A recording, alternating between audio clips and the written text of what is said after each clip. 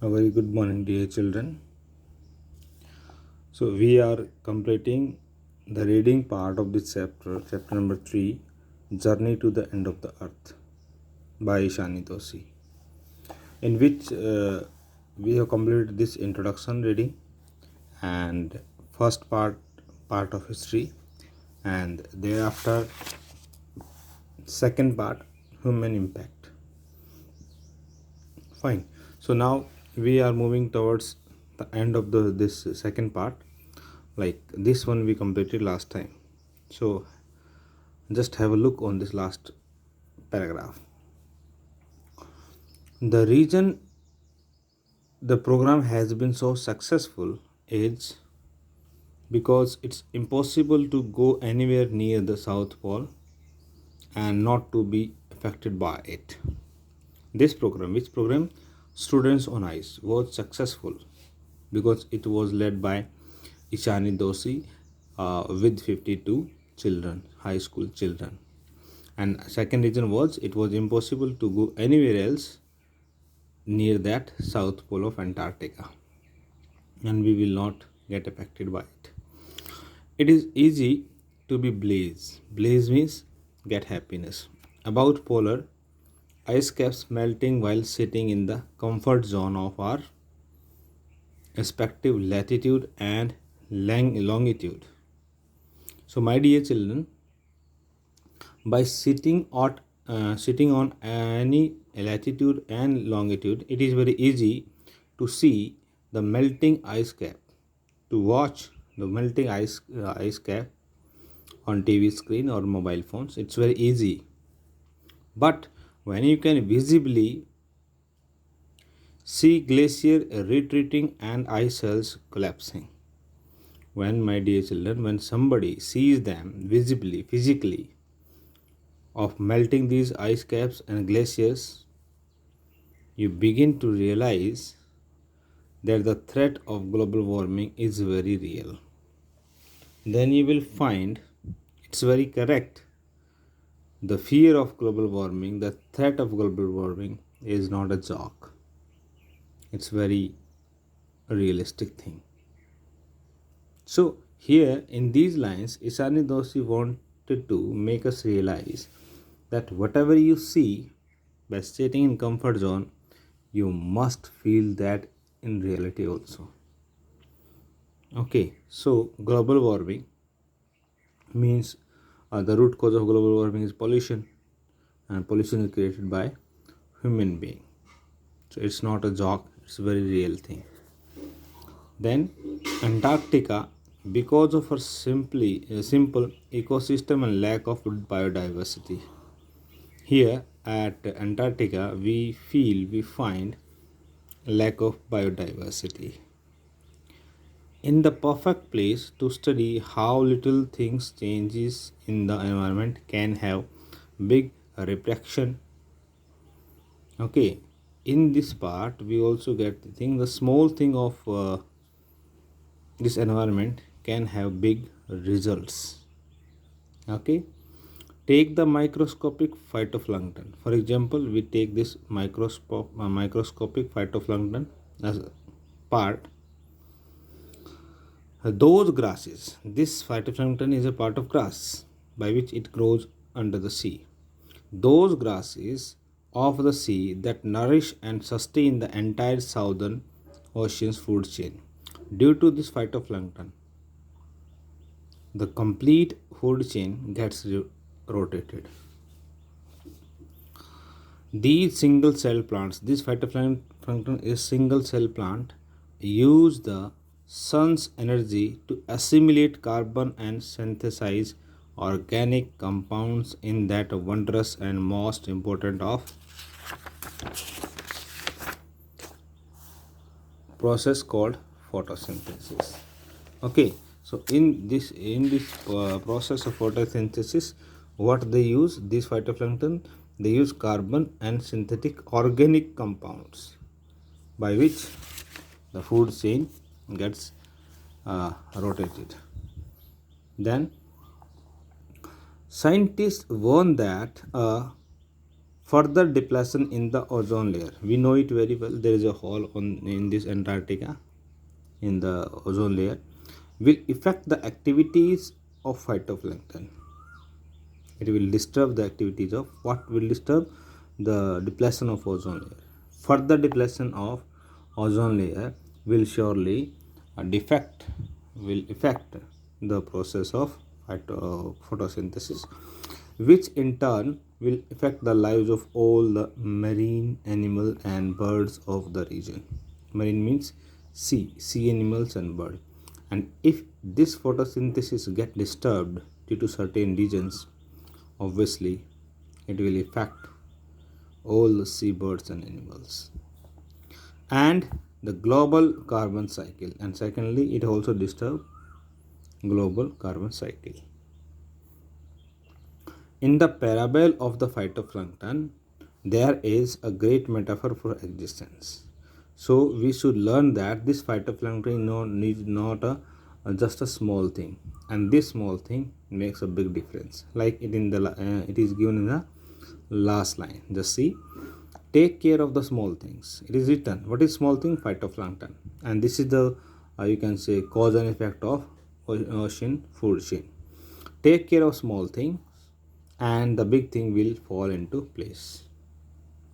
That's correct. That if we take care of this phytoplankton, seagrass, then it will obviously helpful for us in the photosynthesis process and also to get revolve the carbon cycle of the globe. Fine. So this is the second part that gets completed over here. Now we move to the last part of this chapter, that is walk on the ocean, and this is the part where Ishani Doshi and her team, means 52 high school students, they reached at Antarctica. Let's have a look. My Antarctic experience was full of such epiphanies. So Ishani Doshi writes here that her experience at Antarctica was a great remembrance. But the best occurred just short of Antarctica Circle at 65.55 degrees south. But the best experience that she got was at the point 65.55 degree south pole. The Sokilske. Which Sokilske? A Russian research vessel. The academic Sokilske had managed to wedge means to get into, herself into a thick white stretch of ice between the peninsula and Tadpole Island. So this academic Sokilske was stuck into peninsula and Tadpole Island, and there was completely ice, which was preventing us from going any further. Means due to jamming of this academic Sokilske, they would not move ahead. The captain decided we were going to turn around and head back north. The captain of the ship announced or decided that they were going to turn around to go back and they will move to north direction. But before we did, we were all instructed to climb down. Before moving back, all they were instructed to get down the gangplanks and the walk on the ocean. And before moving back to the north, they were directed to unboard the ship and move on the ocean. So there were all 52 of us. So there were total number of members were 52, kitted out in Gore-Tex sunglasses, means completely dressed up, walking on a stark whiteness. White is stark whiteness because there was only ice to be seen. That seemed to spread out forever. It means this ice was here for a longer time, for forever. Underneath our feet, now they have put their feet on the ice of this ocean or this Antarctica. Underneath our feet was a meter thick ice pack. They could feel that under their feet there was very thick kind of ice packs were there, and underneath that 180 meter of living breathing salt water. And after this ice pack under their feet 180 meter, they could feel that there is something breathing in this salt water. They could feel that. In the periphery, crab-eater seals were stretching and sunning themselves on ice floes, much like stray dogs will do under the shade of a banyan tree. So, what did they feel? They could feel the stretching and sunning, means the sound created by seal fishes. It is written there, carabiter seals. So these are fishes, okay, cold water fishes that can be found in Antarctica region especially. And these were moving here and there like stray dogs will do under the shade of a banyan tree. Okay, the comparison very much good. You can say how it could. Both the things are natural and both are animals like fishes and dogs. Okay, so that kind of activity can be observed hereby. It was nothing short of a revelation. Revelation means divine thing. There was nothing thing like divinity. Everything does indeed connect. It means everything on this earth gets us connected, whether it is a small thing or a big thing, doesn't matter. Then 9 time zones, 6 checkpoints, 3 bodies of water, and many ecosphere later. Dear children, we are getting this thing again in the chapter. Initially, in the opening part of this chapter, we got to see that Ishani Doshi covered or came across 9 time zones, 6 checkpoints, 3 bodies of water. Okay, I was still wondering about the beauty of balance in play on our planet. So, after putting her feet on the Antarctica, after observing each and every small point of this continent, Ishani Doshi concludes that there is a great balance of beauty in playing on our planet. How would it be if Antarctica were to become the warm place? So the question is, how it would be if this Antarctica, the coldest, the driest, the windiest place of the world, will become warm place again that it once used to be. That it once used to be, and will we be around to see it? Will we be able to see that warm place again if it gets changed into its old situation or old formation? Or would we have gone the way of the dinosaurs, mammoths, and woolly rhinos? Or we will be wiped out? See, this is the ending of the chapter, my dear children.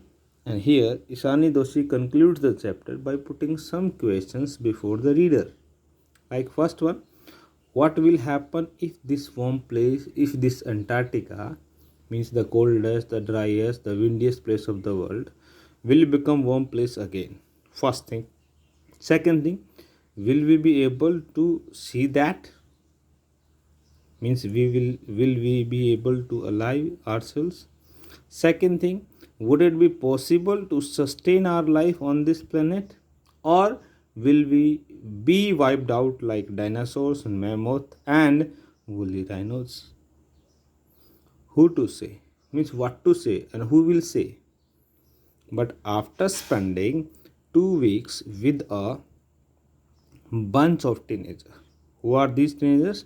High school children, okay, who still have the idealism, who have still they have creativity to save the world, to save the world, because they could grasp, they could learn, and they could finally act accordingly. All I can say is that a lot can happen in a million years. A lot can happen in a million years, but what a difference a day makes. So here again we come to know what? Take care of small things and big things will fall into place. And the last line, this one, all I can say here, Isani Doshi concludes this chapter that a lot can happen in a million years. Many things can take place in million years. Okay, but a day, what a day, what a difference a day makes. Means what a day can make difference, these million years can't. Okay, so depend on this saying, we can think over the million years, we can observe the million years, but one day work, one day observation, one day creativity can affect these million years, and it can make a big difference between million years and one day. So likewise, Isani Doshi completed this or concluded this chapter. Now just have a look over there on these questions, like the world's geological history is trapped in Antarctica. How is the study of this region useful to us? How? First thing, this Antarctica can answer our questions based on history, based on present time, and based on future. So this geological history means the part of history, the very first portion of this chapter gives this answer. Okay. Second one, what are Geoff Green's reason for including high school students in the Students on Ice expedition? Dear children, we also have read this part in which earlier with this Canadian scientist, rich, retired people and celebrities used to go to Antarctica. They could grasp, they could learn. But one thing they missed, that was action. And now they have taken what? High school children in this program, Students on Ice, because these children, they can get the things done, they can learn the things with their creativity easily, and lastly they also ready to work upon the possible ways to find out the solution to save this planet Earth. So this is the answer of this question. Third, take care of the small things and the big things will take care of themselves. What is the relevance of this statement in the context of the Antarctica environment? My dear children, in these questions, take care of small things. Small thing, we got this example today only, that phytoplankton is a small part of this photosynthesis process and in the seawater. Phytoplankton is just a grass, but this grass has the root of the food chain of this ocean. So what is this? Small thing, but it can make a big difference. Got it? And second thing, this question also applies on the small activities to save our planet. Like if we plant a tree, it's very small in the initial stage, but later it results in a big thing. Okay, so likewise, this question answers this. Now, fourth one, why is Antarctica the place to go to understand the Earth's present, past, and future? My dear children, this is the very basic question of this chapter and important as well, in which we need to find out what has happened in the past. Okay, like formation of Himalayas, what is going in the present, like phytoplankton and the ozone layer hole, and what will the future melting of icebergs. Okay, melting of iceberg and increasing the level of water in the residential areas, and it may result in flood, it may result in earthquake, it may result in volcano, and of course it may result in natural calamity. So likewise this chapter ends in this way. Okay, so that's all for today. We will meet very soon. Till then, take care and do study. Thank you.